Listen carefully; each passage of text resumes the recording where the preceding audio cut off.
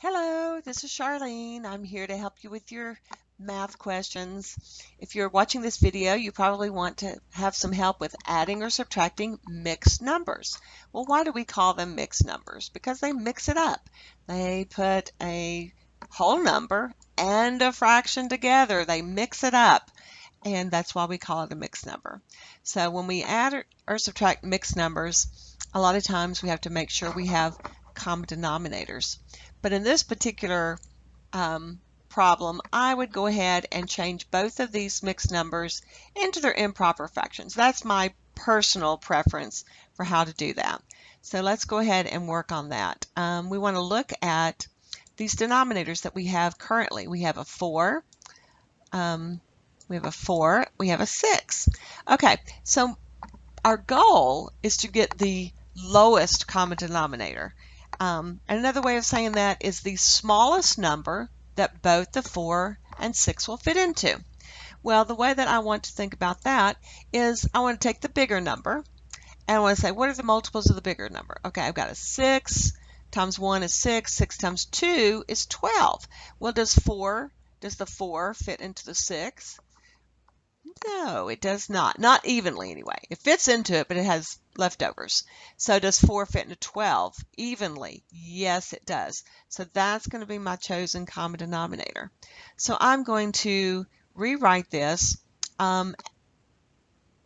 as with the common denominator, but not until after I have converted this into its improper fraction form. So I'm going to convert both of these into the improper fraction form.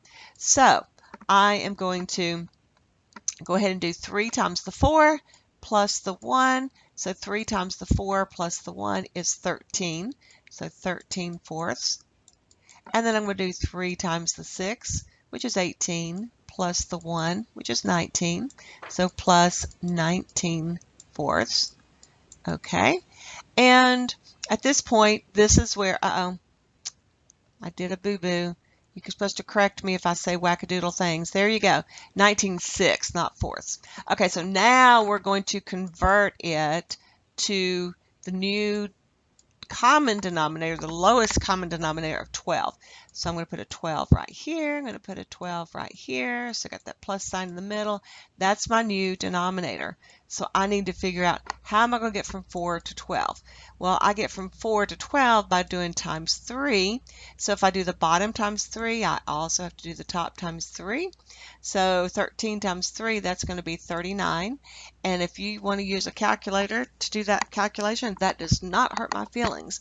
Because by the time you get to algebra, I'm really not concerned about whether you can do multiplication in your head.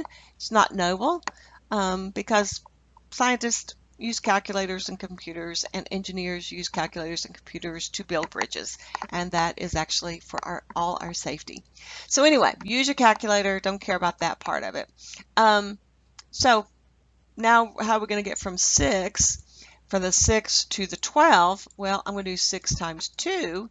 So if I do 6 times 2, I also have to do the top times 2 to keep it balanced and equal. So 19 times 2 is going to be, let's see, 38.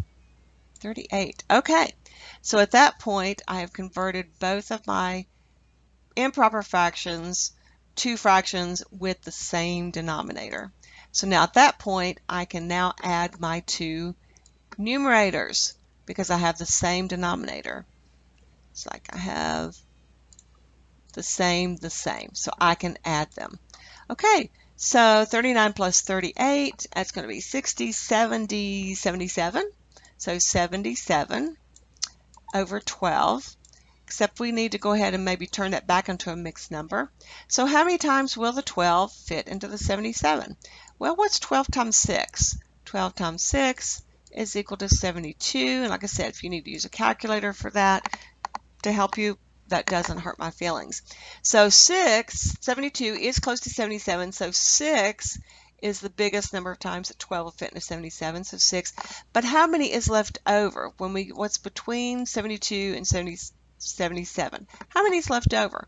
It's going to be 5 left over between 72 and 77. 77 minus 72 is 5. That means I have 5 left over. So 6 5/12.